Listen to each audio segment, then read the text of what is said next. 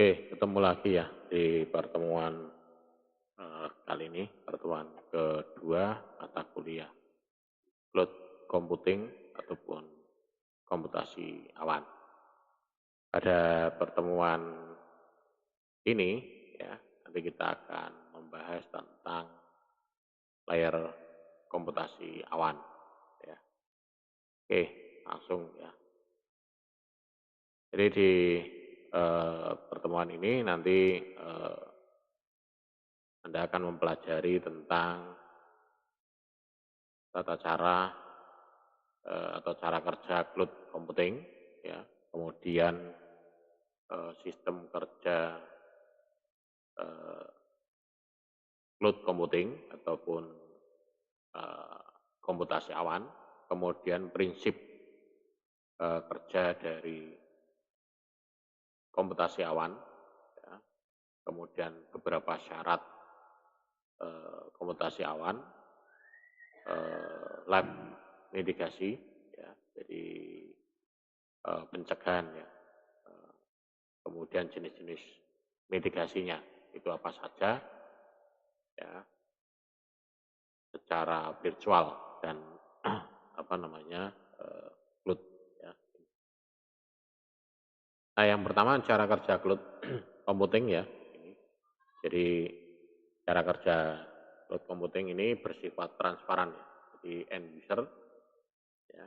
Jadi tidak memerlukan keterampilan,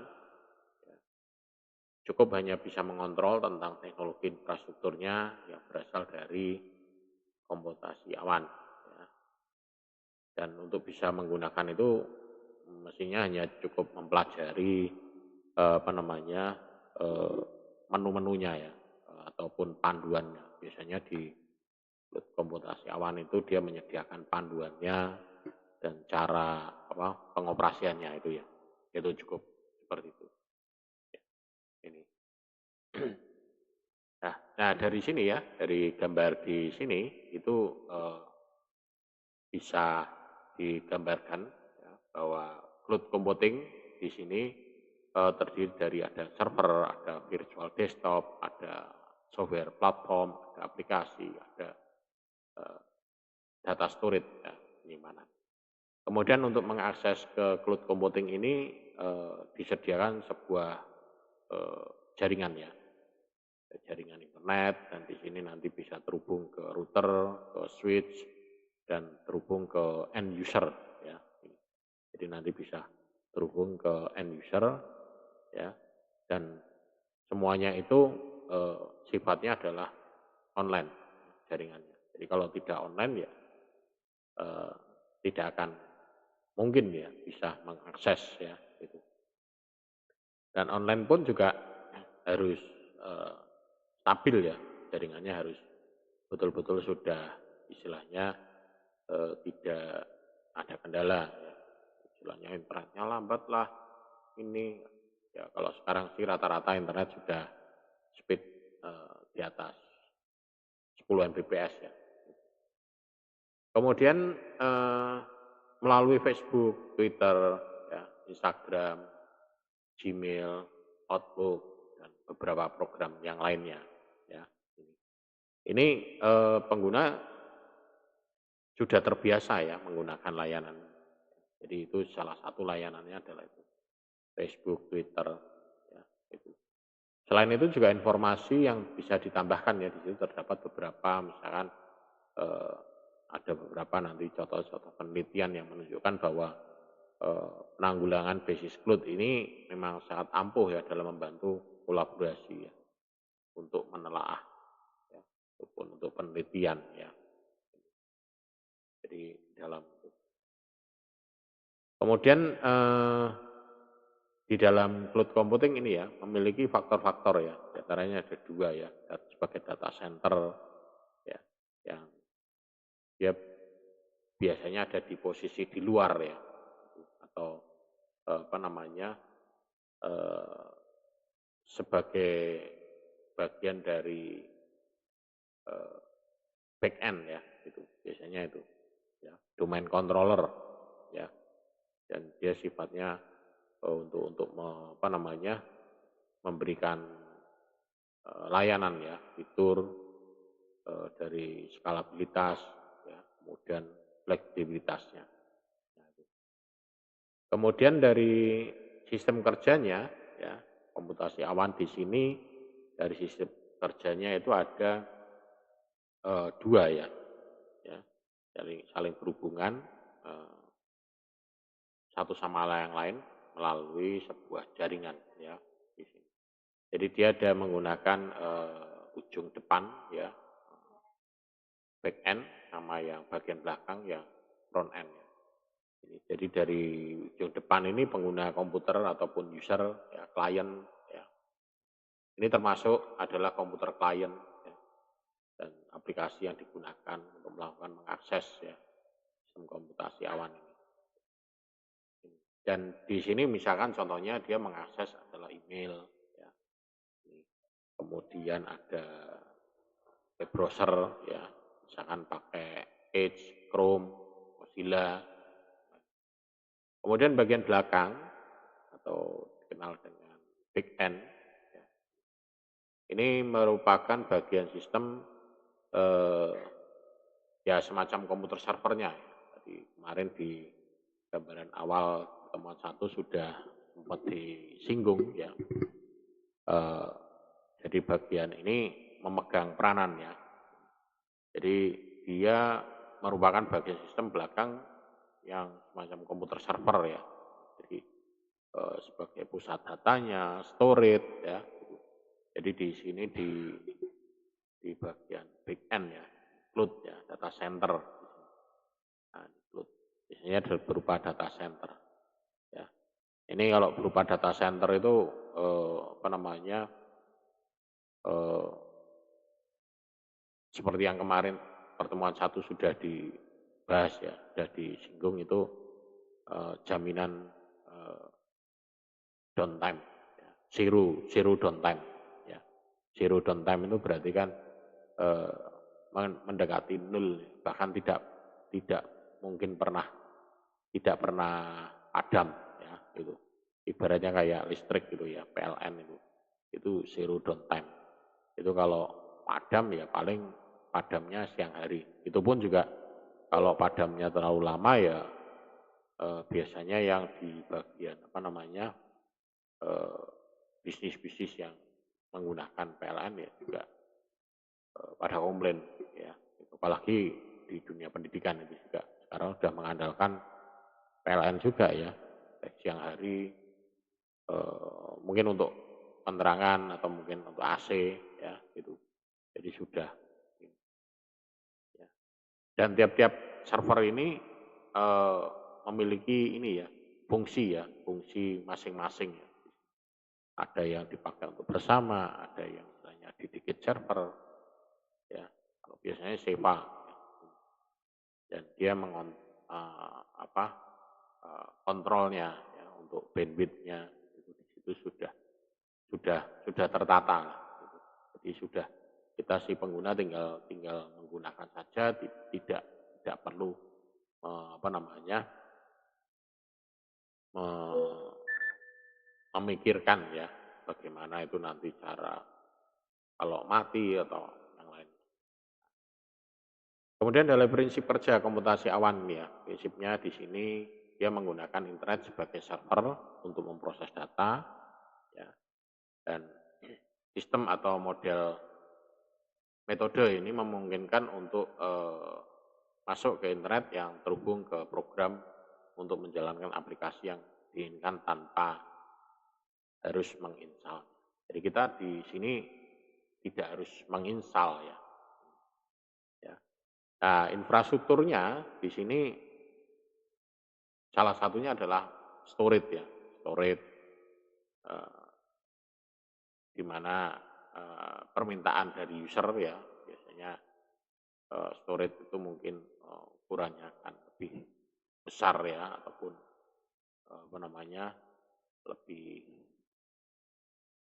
apa namanya lebih diutamakan. Ya, kemudian di dalam ini ya,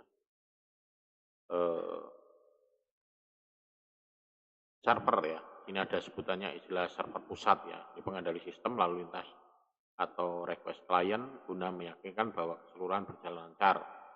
Sistem selalu mengikuti satu kesatuan aturan yang disebut dengan protokol.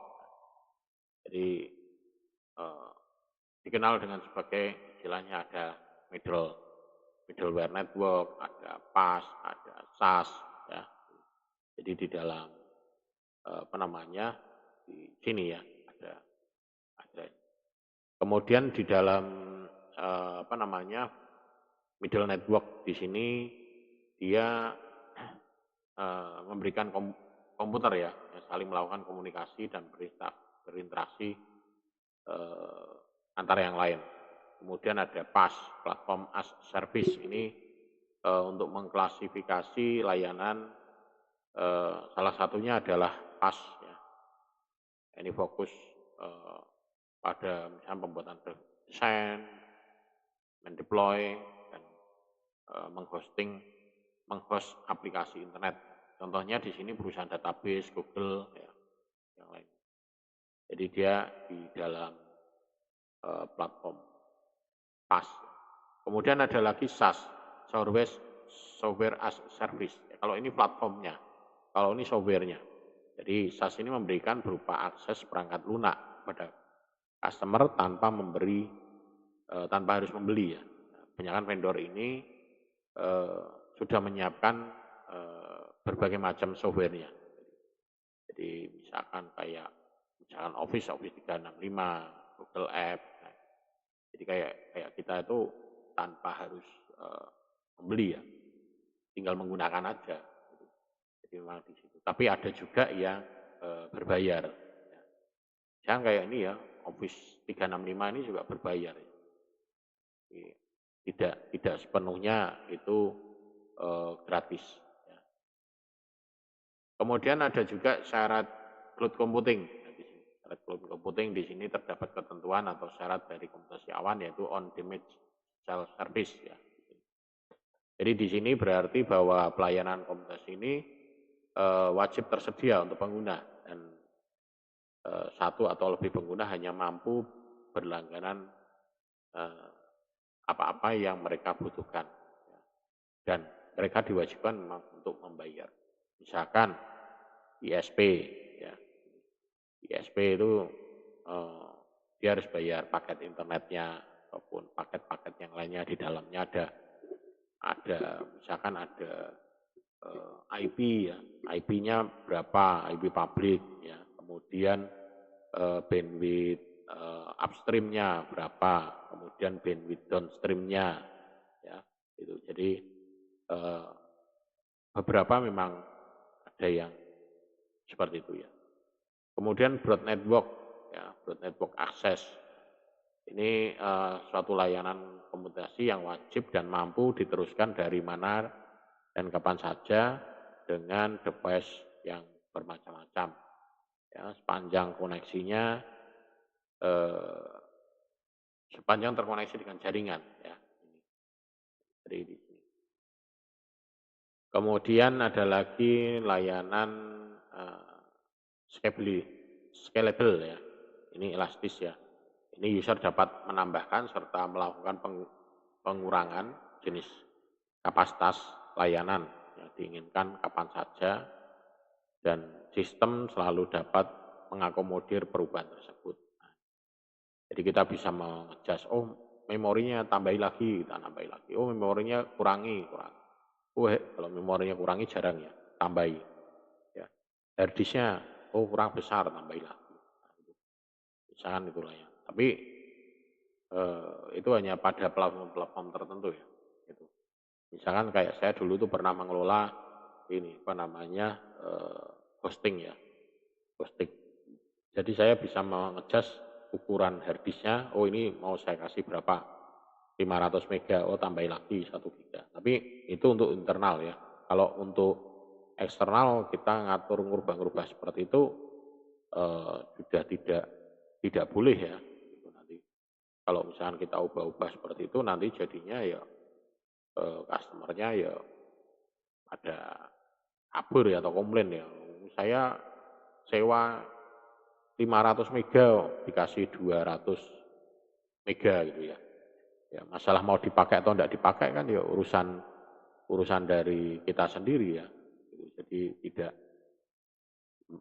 istilahnya kita sebagai penyedia ya enggak boleh, "Oh ini kosong nganggur," enggak boleh. Ya, gitu. Kemudian resource pooling. Ini berarti bahwa layanan komputasi awan ini wajib ada serta terpusat dari sumber daya dan mampu dibagi secara efisien. Jadi mengingat bahwa komputasi awan ini harus digunakan oleh berbagai pelanggan. Ya, maka penyedia atau penyedia layanan ini harus dapat membagi beban secara efisien agar sistem dapat digunakan dengan optimal dan proporsional. Jadi resource pooling ya. Jadi mana yang harus digunakan. Kalau ini yang lainnya off, maka ini bisa dipakai oleh sana. Tapi kalau misalkan ini online semua, maka harus ada jaminan berapa yang harus didapatkan. Gitu ya. Jadi eh, tidak apa namanya, tidak harus apa namanya semuanya itu eh, tidak harus semuanya itu akan ini apa istilahnya eh, dipakai terus menerus gitu. Tidak, ya sharing lah istilahnya. Kemudian measure service. Ini resource yang terdapat pada cloud computing ini harus dinormalisasi dan dioptimalkan untuk digunakan eh, terdapat sistem pengukuran atau monitoring ya di sini. Jadi monitoringnya biasanya misalkan eh, resource ya penggunaan resource-nya itu misalkan storage-nya, memorinya, prosesornya, bandwidth-nya, user activity-nya, ya, gitu. Dan mungkin log ya, log-log tertentu itu. Dan itu harus bisa digunakan secara transparan, ya, gitu. Ya, jadi bisa digunakan sebagai dasar ya, dasar untuk istilahnya mungkin untuk pembayaran ataupun mungkin untuk tagihan. Nah, gitu. Ini loh kamu makainya sekian, jadi harus bayarnya sekian. Nah, misalkan ada yang komplain loh, saya kan makainya kan bayarnya kok masuk mahal gini. Nah ini loh kamu pakainya sekian. Ya, kayak kalau kita itu berlangganan eh, telepon itu ya, itu kan ada tagihannya. Oh ini nomor telepon ini panggilan ke sana durasi sekian menit, biayanya sekian. Jadi ada ada informasi yang bisa disajikan dan itu transparan ya. Gitu. Jadi tidak tidak tidak ditutup-tutupi ya. Jadi bisa dijelaskan secara publik ya. Kemudian eh, live migrasi ya. Migrasi. Ini live migrasi mempunyai cara eh, kerja ya untuk memindahkan mesin virtual ke mesin yang lain ya. Tanpa harus eh, mematikan ya, tanpa harus apa namanya men, men-shutdown ya komputernya. Jadi mungkin pernah enggak kita itu apa namanya eh, me, menyadari tanpa disadari itu bahwa eh, komputer ya yang misalkan kita gunakan ya. Contoh katakanlah inilah apa namanya komputernya YouTube atau email ya Gmail. Apakah pernah kita mengalami downtime gitu? Enggak ya. Tapi peningkatan dari sebelum pandemi sampai pada saat pandemi dan sekarang itu peningkatan penggunaan komputer itu tinggi. Ya. Dan itu berarti adalah eh, infrastrukturnya di sana mestinya akan berkembang ya, berkembang dan bertambah ya, terutama storage-nya, kemudian bandwidth-nya. Nah, itu cara menambahkannya bagaimana? Jadi memindahkan mesin virtual itu memang eh, tanpa harus mematikan ya ini ya ini. Jadi mungkin ada 5 langkah ya di sini ya, melakukan inisiasi instruksi untuk melakukan live migrasi, kemudian eee, page memory virtual ya mesin ini, ditransfer dari, host fisik ke sumbernya, jadi host fisik atau ke tujuan destination-nya. Tentu pada kegiatan ini dilakukan ataupun modifikasi ya pada memorinya. Kemudian yang ketiga ini penanganan pada penyimpanan storage-nya, ya, virtual machine-nya. Ini dipindahkan dari host fisik sumber setelah memori tadi yang poin kedua itu tadi sudah dilakukan atau sudah tercopy semuanya. Ya. Kemudian yang keempat ini adalah virtual machine atau virtual machine ini dipindahkan dan setelah itu baru dinyalakan ke host tujuan fisiknya. Nah, mungkin nanti di pertemuan selanjutnya nanti bisa kita apa namanya bisa kita eh, praktekkan ya, bisa kita praktekkan untuk apa proses membuat virtual seperti apa, kemudian bagaimana memindahkannya ya, apa namanya ya seolah-olah memindahkan ya, tapi padahal masih dalam satu komputer, mindahkan dalam satu drive ke drive yang lain. Kemudian yang tahap terakhir adalah perbaikan informasi jaringan setelah virtual machine dipindahkan. Jadi ditata ulang lagi. Ya, jadi ada aturan-aturannya. Gitu. Jadi pada saat kita mau memindahkan.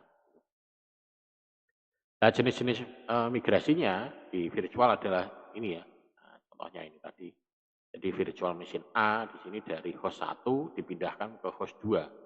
Ya, dipindahkan. Jadi eh, jadi teknik ini bisa dipindahkan tanpa harus si klien itu mengetahui ya, ataupun merasakan. Ya, wah ini kok lambat ya, kok ini ya, jadi sedang dipindah atau gimana. Jadi di sini menggambarkan bahwa virtual machine A ini dipindahkan dari host 1 ke host 2. Ya. Jadi misalkan mungkin setelah ini dipindahkan nanti virtual machine B pindah ke host 2, virtual machine C pindah ke host 2. Kemudian host 1 ini di-upgrade. Nah, setelah di-upgrade nanti dipindah balik lagi, bisa juga. Kemudian nanti ini di-upgrade, pindah balik lagi. Nah, jadi skenario-nya seperti itu. Jadi, dan di sini ada beberapa macam ya cara memindahkannya. Ya. Ini biasanya menggunakan Hyper-V. Ya. Hyper-V ini bawaannya Windows mulai 7 ya, 7, 8, 10, 11 ya. Itu tapi hanya ada di Windows Pro ya, ada menunya, Anda bisa mengaktifkan. Mungkin nanti di pertemuan selanjutnya nanti ada prakteknya ya, demonya itu. Ya, kalau di sini demonya ya. Kemudian ada juga yang menggunakan VMware ya, VMware. Ini kalau yang mungkin sebagai contoh aja yang Hyper-V seperti inilah tampilannya. Jadi dan di komputer saya ini juga ada Hyper-V-nya. Nah, ini yang Hyper-V. Kemudian ada yang ini yang VMware, ya, ini yang VMware. Ya, ini. Tapi masih kosong yang VMware ini yang punya saya ini belum saya isi ya. Jadi VMware. Ya kebetulan di sini tempat saya hanya ada 2. Jadi mungkin nanti besok bisa kita bahas. Kemudian di sini di dalam apa namanya ini ada 5 jenis migrasi ya, cloud migrasi. Ini di sini kegiatan memindahkan virtual dari host atau data storage ke host data storage yang lainnya. Ini dalam kondisi mesin virtualnya mati, jadi dimatikan dulu, switch off dulu. Ya. Jadi cloud migrasi. Jadi memindahkan mesin yang masih terintegrasi dengan perangkat virtual disk virtual. Jadi dia dalam kondisi mati. Kemudian apa namanya? Yang kedua di sini memindahkan mesin virtual dari data center virtual ke data center yang lain. Jadi ini kondisinya mati. Kalau ini sih mungkin bisa dikondisikan ya. Atau mungkin bisa juga ini untuk mesin virtual yang berisiko tinggi. Nah, berisiko tinggi artinya oh ini kalau sampai gagal rusak ataupun mungkin dari sisi kliennya akan mengalami apa namanya gangguan, nah gitu. Maka harus dimatikan. Ya. Ya mungkin ini untuk penyedia, misalnya penyedia apa namanya perusahaan tertentu ya. Kayak kemarin tuh kampus ya, seluruh Indonesia itu apa namanya pangkalan data ini laporan BKD itu dimigrasi menjadi satu. Ya. Jadi dia ada pengumumannya pada rentan tanggal sekian sampai tanggal sekian itu tidak bisa digunakan karena sedang migrasi. Nah, jadi memang ada informasinya. Kemudian yang kedua adalah suspend migrasi. Ini hampir sama dengan jenis cold migration, hanya perbedaannya pada terletak pada state cold migration-nya, jadi power off. Namun di suspend ini state virtual machine-nya suspend, jadi tidak mati, di suspend. Di suspend migrasi ini hanya membuat freeze state ya virtual machine. Tapi sama-sama tidak bisa digunakan ya. Tapi tidak mati total gitu ya. Jadi eh, jika dikomparasi ya dibandingkan antara suspend dan cold ini proses cold migrasi ini jauh lebih aman dan tingkat kegagalannya sangat kecil dibandingkan dengan suspend. Karena kalau suspend ini apa namanya ya, istilahnya dia mengkopinya ada dua. Karena proses suspend itu adalah sebetulnya merekam semua aktivitasnya itu ke dalam hard disk. Nah, jadi semuanya itu direkam ke dalam hard disk. Ya, jadi nanti disuspend, begitu nanti dipindah ke sana, jadi nanti kondisinya ya itu yang terakhir yang dibuka gitu ya. Jadi disuspend bentar gitu ya. Kemudian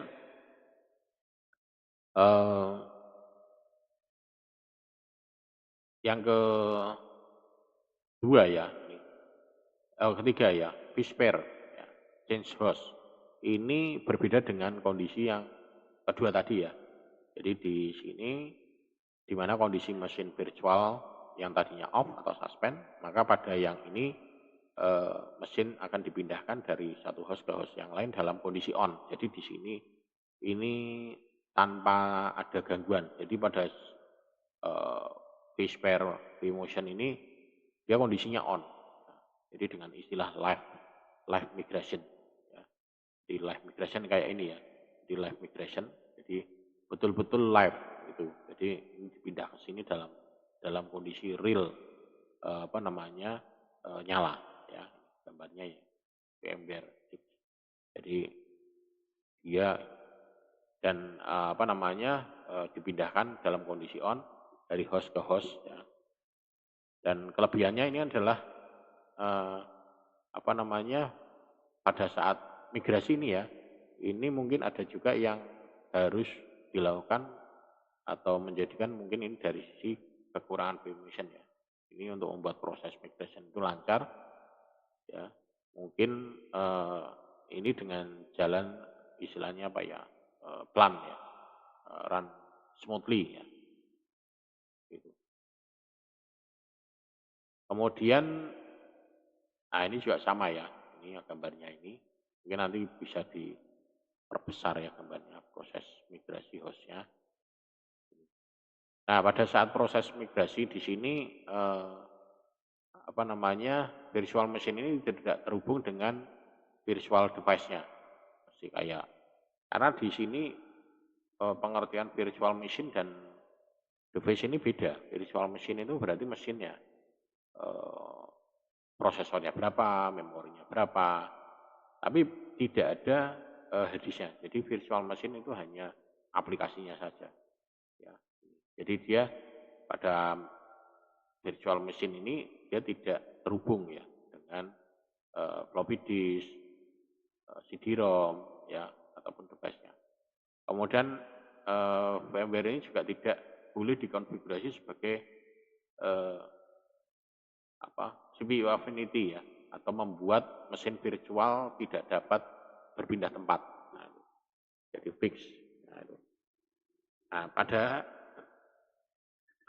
yang vSphere ini harus dapat membuat swap file ya, terlebih dahulu pada saat eh, sebelum dipindahkan ya, di tempat tujuan ini harus bisa membuat swap file.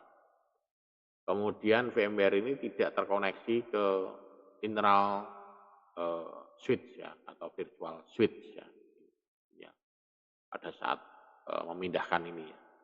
Jadi harus dilepas dulu, VMware-nya dipindah baru. Ya ini memang enaknya ini untuk menjelaskan ini harus dengan praktek ya. Tapi mungkin nanti prakteknya nanti kita bahas tersendiri ya di pertemuan tersendiri supaya fokus hanya prakteknya. Kemudian storage vMotion. Storage vMotion ini fitur yang biasa digunakan dalam proses pemindahan VMware ya, dari data store satu ke data store yang lainnya ya. Jadi untuk memindahkan ya. Gitu.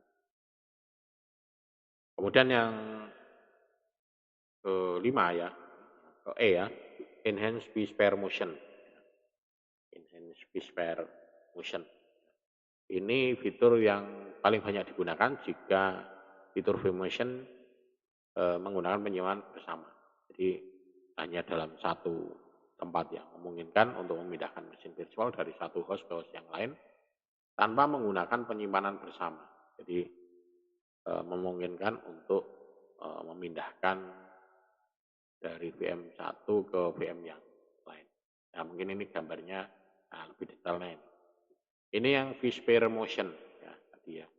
Jadi prosesnya vSphere motion ini berarti dalam kondisi on ya. Pada kondisi on, jadi dia pindahkan dalam kondisi on. Ya. Kalau ini gambar secara virtual, ini kalau ini gambar alurnya seperti ini. Jadi sebetulnya hanya memindahkan seperti ini aja. Ya.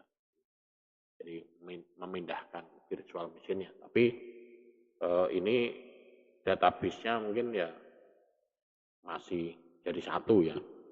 Jadi hanya virtual mesinnya aja. Seolah-olah ada host 1, host 2 ya. Kemudian ini yang storage vMotion ini memindahkan storage-nya ya. Jadi storage motion ini. Jadi di sini ya, di gambar di sini ini storage vMotion ini menggunakan input ataupun output mirroring ya. Jadi untuk melakukan copy disk ya.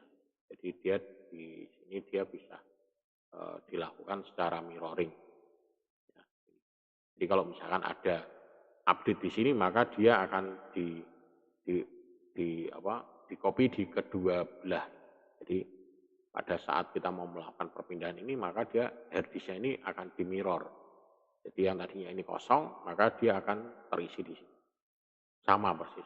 Begitu nanti ini di sini ada perubahan data baru, maka kedua belah ini akan diisi. Jadi mirroring.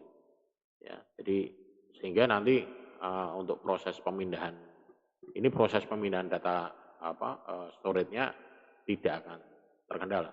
Misalkan ini untuk proses penggantian hard disk. Karena hard disk itu kan biasanya tiap 3 tahun atau 5 tahun itu kan harus diganti ya.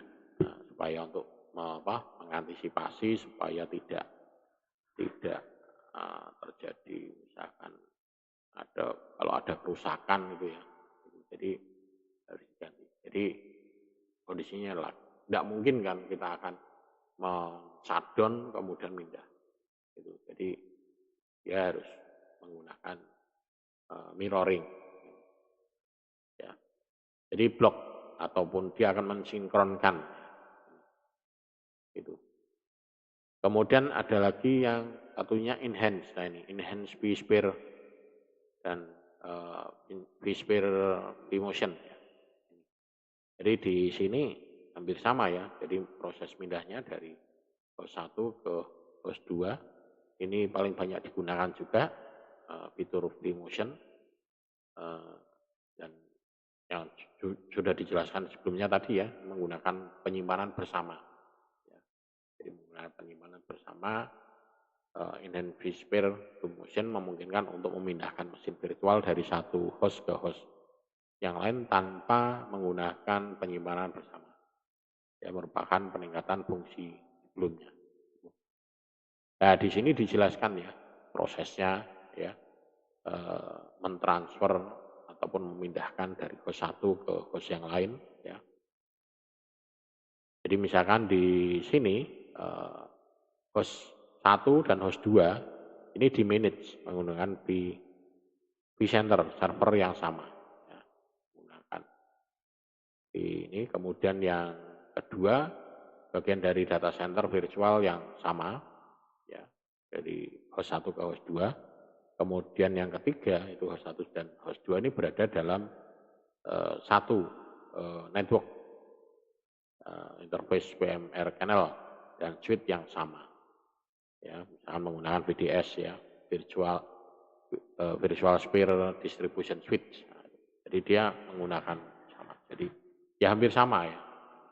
Sehingga dia akan menjadi satu kesatuan seperti ini dan dia nanti akan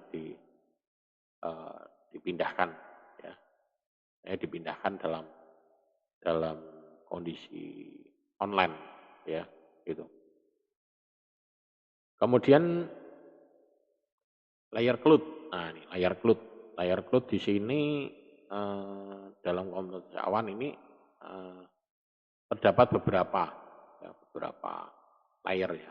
Di sini yang tadi disebutkan software as a service, SaaS, PaaS, platform as a service. Di sini ada infrastruktur as a service. Nah, jadi di sini tidak bisa kita membangun SaaS tanpa ada PaaS dan membangun PaaS tanpa ada IaaS. Jadi yang pertama kita bangun di sini adalah infrastrukturnya dulu. Ya. Infrastrukturnya di situ adalah hardware-nya, memorinya, disknya, bandwidth-nya, ya. Kemudian komputer VM storage-nya. Gitu. Jadi pada saat kalau misalkan saya gambarkan di sini ya, nah di sini. Nah, pada saat saya di sini bangun di sini, membuat virtual machine di sini. Nah, membangun virtual machine di sini tuh yang kita bangun di sini adalah, nah ini misalkan namanya atau mungkin kita ambil sini aja ya. Nah, setting. Nah, ini kita di sini kita bangun di sini. Jadi di sini hardware-nya di sini apa saja. Kemudian memorinya berapa. Nah, kemudian prosesornya. Ya. Kemudian storage hard disk-nya mau pakai apa. Ya. Nah, ini adalah di bagian itu. Sebelum kita menginstal. Kemudian di sini ada fasilitasnya apa, LAN, mungkin COM1, COM2, diskette drive ada atau tidak. Ya, gitu. Jadi di layer yang paling bawah itu adalah ini. Ya. Biasanya di sini bagiannya dari data center. Ya, data center. Jadi dia hanya menyediakan ini. Hardware-nya, CPU-nya berapa, memori berapa, hard disk-nya berapa, bandwidth-nya berapa. Nah, kemudian setelah itu baru diinstal di sini ada operating system-nya. Ya. Kemudian setelah itu baru masuk ke platformnya. Platformnya mau pakai apa di sini platformnya? Framework-nya apa? Java ataupun mungkin apa? Database-nya pakai apa? Ya, Oracle atau MySQL atau SQL Server. Kemudian baru di sini baru software-nya, aplikasinya. Misalkan di sini Google Apps, Facebook, YouTube, ya yang lainnya itu. Nah, jadi tidak bisa kita membangun ini tuh tanpa harus ada urutan seperti itu. Nah di sini ada tingkatannya ya, terutama yang pertama ini client cloud ya. Ini terdiri dari perangkat keras, hardware, dan juga perangkat lunak, software komputer yang tergantung pada komputasi awan. Ya walaupun ini sebutnya komputasi awan, tapi tetap dasarnya ada fisik komputernya. Tidak mungkin kita tanpa ada fisik komputernya. Jadi sebetulnya pengertian komputasi awan itu adalah operating system di dalam operating system. Iya kayak seperti ini. Jadi untuk menjalankan ini, ya, untuk menjalankan ini semua, ini butuh hardware juga. Cuman hanya bedanya kalau yang tadinya itu satu hardware itu hanya bisa untuk satu operating system, ya, maka di sini satu hardware bisa dipasang untuk lebih dari satu operating system. Di sini saya bisa menginstal di SQL Server 1, SQL 2, kemudian 2002, 2003, terus SQL Server 3. Ya, saya bisa menambahkan lagi yang lainnya di sini. Ya, misal yang lainnya bisa juga. Ya, jadi dasarnya adalah komputernya, komputer kita. Ya, ada fisiknya memang. Jadi di dalam client cloud ini harus ada fisik. Kemudian yang kedua, aplikasi software as a service. Software as a service. Jadi suatu layanan di komputasi awan ini menjadi pionir ataupun paling dikenal. Ya. SAS sendiri adalah merupakan eh, evolusi ya dari konsep ASP (Application Service Provider). Ya. Dan model aplikasi yang ditawarkan pada klien ini sebagai suatu layanan. Jadi klien itu tidak perlu lagi repot-repot lagi untuk merawat, ya, melakukan update, kemudian mengupgrade, nah gitu ya. Jadi mengerjakan update, nah, itu ataupun keamanannya itu sudah bagian dari SAS. Ya. Jadi si klien tinggal gunakan saja. Kalau ada yang tidak sesuai ya tinggal dikomplainkan saja. Ya. Kalau tidak ada yang sesuai ya dikomplainkan. Atau sesuai dengan servis yang ditawarkan apa. Kalau servisnya A, B, C, D, E ya harusnya dapatnya ya A, B, C, D, E. Ya. Tidak tidak apa namanya tidak tidak beda gitu ya. Kemudian yang ketiga, platform as service, PaaS. Ini hampir mirip dengan SaaS, hanya saja PaaS ini menawarkan sebuah layanan aplikasi. Ya. Jadi selain PaaS juga menawarkan platform yang dibutuhkan untuk membuat aplikasi. Ini PaaS sering disebut dengan coldware. Karena jika ingin mengakses platform tersebut melalui komputasi awan, coldware. Ya. Jadi apa ya, coldware. Ya. Cloudware. Ya. Jadi sebagai layanan utama PaaS ini kebanyakan terdiri dari desain aplikasi, pengembangan atau deployment, testing proses, kemudian deployment dan hosting. Ya. Kemudian layanan lainnya ataupun tambahan juga berupa misalkan kerjasama ataupun kolaborasi. Ya. Dan di sini juga diperbolehkan untuk membentuk tim ya pengembangan aplikasi dengan tim lain. Ya. Jadi misalkan kita dari luar ya posisinya misalnya jauh dari kita, integrasi web service, integrasi database, penyimpanan itu ada di sini semua pas. Jadi misalkan di sini contohnya Microsoft Azure, Google Apps Engine, Amazon, nah, ya. Kemudian yang keempat ini infrastruktur as a service. Nah, infrastruktur as a service ini memang yang paling utama ya. Jadi infrastruktur ini dikenal dengan hardware-nya. Di pada layanan ini ditawarkan adalah berupa infrastruktur yang juga perangkat keras hardware-nya. Ya. Jadi pengguna user dalam hal ini bisa menyewa. Ya. Jadi menyewa. Kalau dulu istilahnya adalah ya sewa ya, sewa. Sewa itu ada yang sebutannya colocation. Kalau colocation itu berarti kita menaruh hardware-nya ya, atau dedicated server ya. Ya. Jadi infrastrukturnya itu menyewa infrastruktur IT-nya seperti misalnya komputernya, memori storage-nya, memorinya, network-nya dan lain. Dan itu ada permintaannya. Jadi kayak kalau kita itu sewa VPS ya. Sebetulnya bukan beli ya, sewa itu VPS itu. Karena itu ada masa aktifnya. Kalau kita tidak perpanjang ataupun mungkin sewanya hanya sebulan, akhir bulan ya sudah. Ada peringatan tidak diperpanjang ya sudah, data kita hilang semua di situ. Ya, karena mereka juga akan dijual lagi ya atau disewa lagi. Ya. Kemudian CPU yang dipakai juga mestinya besar juga ya. Nah, mereka juga menyediakan storage-nya, memorinya, kemudian prosesornya itu ya. Jadi terbatas ya, sangat terbatas sekali. Kemudian yang kelima adalah server.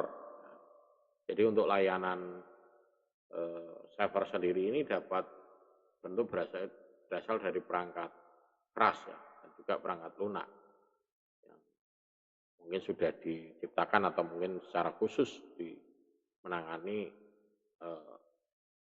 kinerja dari cloud tersebut. Jadi di sini server ini adalah istilahnya sudah dirancang memang khusus untuk melayani itu semua ya. Oke, mungkin ini yang bisa saya sampaikan untuk pertemuan kedua ini ya.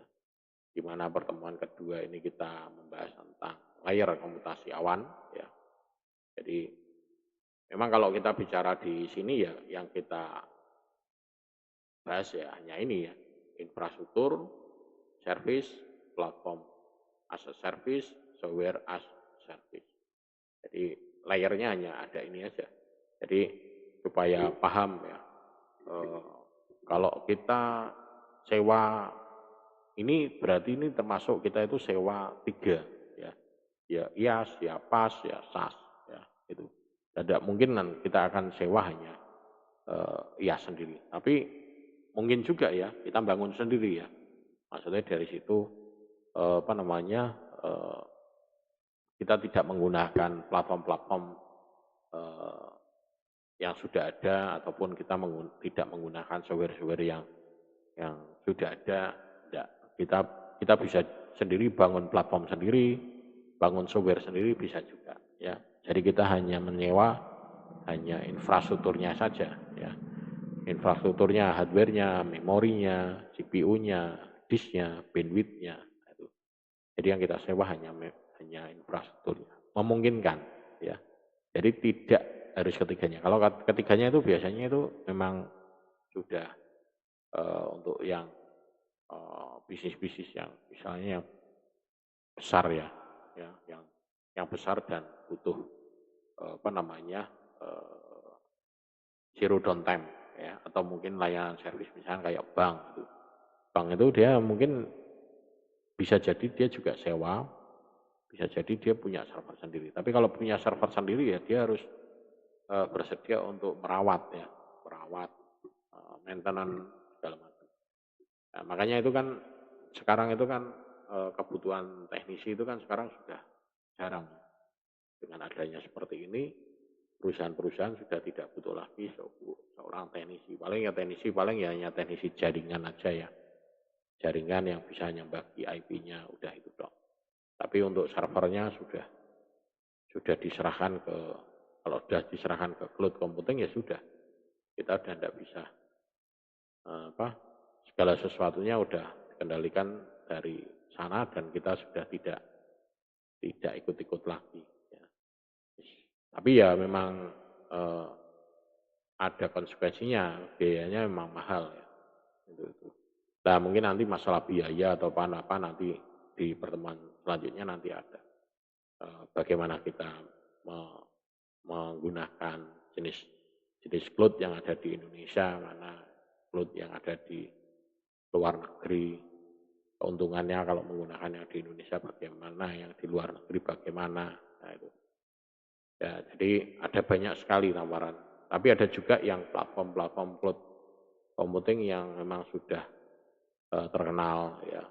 Nah, mungkin kita bisa mengacu dari situ. Artinya terkenal itu berarti memang dia sudah digunakan oleh banyak perusahaan dan eh, istilahnya dipercaya lah gitu ya. Bukan hanya dipercaya terkenal itu, tapi dipercaya memang self service-nya memang bagus gitu ya. Tidak hanya sekedar apa namanya cloud computing gitu aja. Oke ya, mungkin itu aja yang bisa saya sampaikan. Mungkin nanti kalau ada hal yang mau ditanyakan bisa WA ke grup ataupun ke WA pribadi. Terima kasih. Kurang lebihnya eh, ini yang bisa saya sampaikan dan